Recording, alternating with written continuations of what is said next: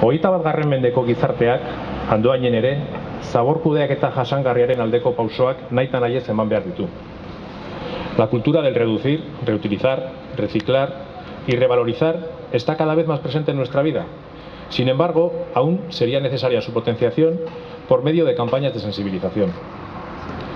Andoaingo EAJtik, Bilduko gobernu taldeak, zentzu honetan ez duela inongo pausorik eman salatu nahi dugu.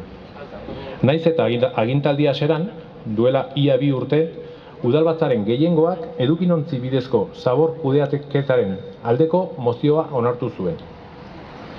Una vez contrastados datos de localidades cercanas en las que de verdad se ha apostado por este sistema de recogida, desde EAJ-PNV estamos en disposición de garantizar su viabilidad tanto económica como técnica. 2012ko aurrekontuetan gai honetarako onartu ziren 32.000 eurotako partidak biztanlegoa kontzientziatzeko kanpainak eta edukinontzi marroiaren instalazioa abian jartzea ahalbidetzen zuten.